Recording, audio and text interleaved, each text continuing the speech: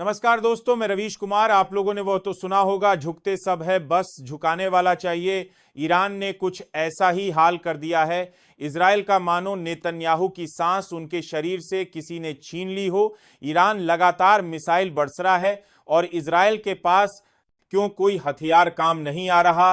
और आखिरकार कैसे अली खमोई की जान लेना चाहता था नेतन्याहू, लेकिन कैसे ईरान के फैसले ने इजराइल को घुटनों पर ला दिया।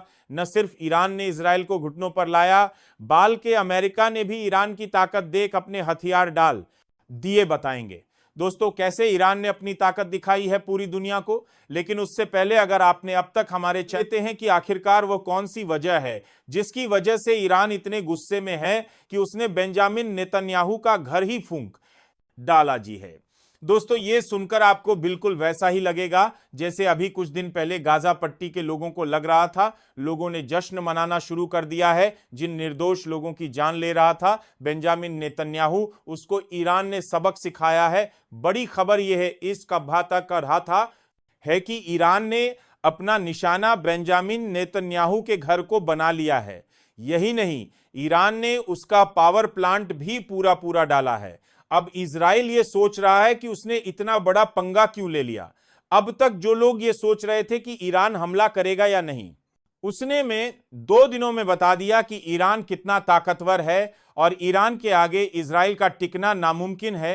नेतन्याहू कायरता पर ईरान का पलटवार अली खमोई को जान से मारना चाहता है। बेंजामिन नेतन्याहू जैसे ही यह खबर लीक हुई वैसे ही अली खमोई को एक बंकर में सुरक्षित भेज दिया गया है, क्योंकि बेंजामिन नेतन्याहू उनकी जान ले लेना चाहता है। यह प्रस्ताव जब उसने अमेरिका के राष्ट्रपति डोनाल्ड ट्रंप के सामने रखा तो डोनाल्ड ट्रंप ने मना कर दिया, ऐसा अमेरिका का कहना है। लेकिन यह बात सच है कि झूठ इस पर लोग अभी भी विचार कर रहे हैं, क्योंकि अमेरिका लगातार इजराइल का साथ दे रहा है और इजराइल लगातार गाजा पट्टी में मासूम लोगों की जान ले रहा है। यही नहीं, वहां के लोगों ने कल जमकर जश्न मनाया और नेतन्याहू के खिलाफ लोगों ने अपनी भड़ास निकाली। जिन लोगों ने अपनों को खो दिया है याहू ने धीरे धीरे कर पूरे इजराइल को बर्बाद कर दिया है, क्योंकि ईरान ने साफ कहा है कि अब वह अपना हमला नहीं रोकने वाला।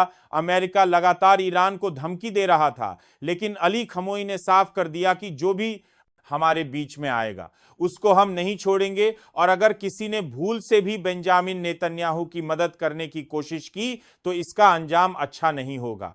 इजराइल ने ईरान की जिन जगहों पर हमला किया था उससे दोगुनी आबादी वाली जगह पर ईरान ने इजराइल में घुसकर हमला किया। ईरान की यह पावर देखकर सारे मुस्लिम देश ईरान के साथ आ गए हैं और ऐलान कर दिया है कि इजराइल की मनमानी अब नहीं चलने देंगे। हम आज में जिन लोगों को मारा उसका बदला भी लिया जाएगा। यही नहीं, अली खमोई के बंकर में जाने के बाद पूरी तरीके से इजराइल बौखला गया है। इजराइल को समझ में नहीं आ रहा वह अब क्या करें, क्योंकि ईरान के आका को मारने की कोशिश की जा रही थी।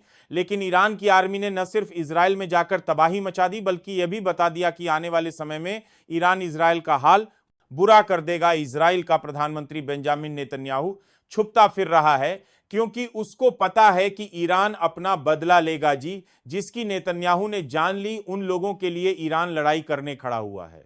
ईरान ने साफ कहा है कि अगर उसके रास्ते में कोई भी आएगा तो ईरान उसको भी नहीं छोड़ेगा, क्योंकि जो लोग 2 साल तक नरसंहार देखते रहे अब वह चुप बैठे, क्योंकि अब बदल ईरान का है। यही नहीं, आज जो ईरान में हो रहा है वह एक बहुत बड़ी घटना है। जैसे ही ईरान के ऊपर हमला हुआ वैसे ही ईरान ने जवाबी कार्रवाई में इजराइल के परफेक्ट चढ़ा दिए। इजराइल में अब तक 100 से ज्यादा लोगों की जान जा चुकी है, 500 से ज्यादा लोग घायल हो चुके हैं और ईरान के आका अली साहब को तेहरान ग्राउंड के बंकर में भेजा गया है, जो से वहां पर 16 किलोमीटर दूर है। और वहां पर इजराइल के लिए जाना मुश्किल ही नहीं, नामुमकिन है। उनके पूरे परिवार के साथ, अली खमोई अपने बेटे के साथ और पूरे परिवार के साथ, इस दूरहा परिवार के साथ बंकर में रहेंगे। ऐसा इसलिए किया गया है क्योंकि बेंजामिन नेतन्याहू उनको करने की कोशिश कर रहा है। ये खबरें जैसे ही लीक हुई आग की तरफ फैल गई